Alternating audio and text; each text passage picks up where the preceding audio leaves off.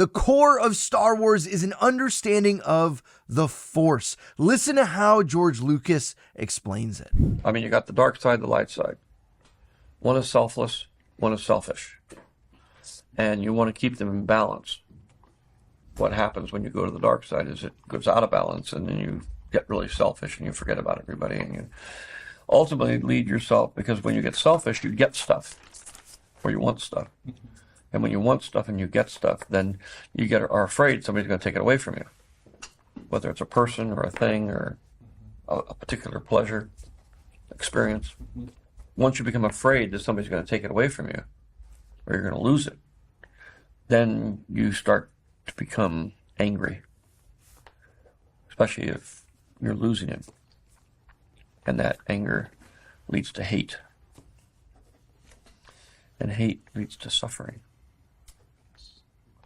Mostly on the part of the person who's selfish, because you spend all your time being afraid of losing everything you've got, instead of actually living.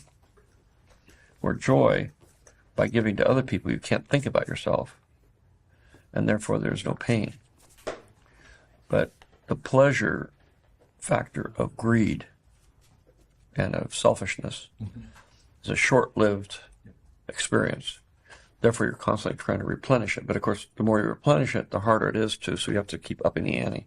You're actually afraid of the pain of not having the joy. So that is ultimately the core of the whole dark side, light side of the Force. And everything flows from that.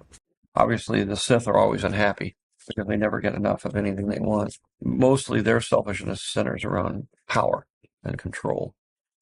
And the struggle is always to be able to let go of all that stuff. In a recent Screen Rant article, Leslie Headland said this about the balance between the Force. Can you notice the difference between what she says and what George Lucas just said? Honestly, the way I look at it is there is no light without darkness, no good without bad. So to me, and this might just be a personal thing, it is, the Force is about balance. It's not just a Marvel superpower. Again, that is such a misunderstanding of the Force at the core of what it is. The Force sensitive aren't using telekinesis because they're special, powerful people. It's because they've achieved balance. As Yoda says, my ally is the Force. So the idea of separation from that was really interesting. If you're unbalanced, the Force cannot protect you. That is not at all what we hear and see at the core of Star Wars. This very understanding of you can't have the light without the dark is not the understanding of the Force. Now, you could step outside of Star Wars and talk about good and evil, that there really is no absolute objective good. If you don't have an absolute evil, you have nothing to compare it against. But that's not the same thing as the light and dark side, especially when you hear George Lucas talk about how the dark side is all about being pulled into your selfish desires, that to really be in balance is to keep those selfish desires at bay. Even think of your own life. The times where you are most selfish, you are not making wise decisions. You're doing everything based on fear of what you might lose or fear of what you might not be able to achieve, instead of what the Jedi do, which is look out for others, a selflessness. So it's really this understanding that giving into the dark side is really a giving into your deepest desires. It's not that you have to keep both equal to keep balance, but instead it's actually a rejection of the dark side that keeps balance in the Force itself.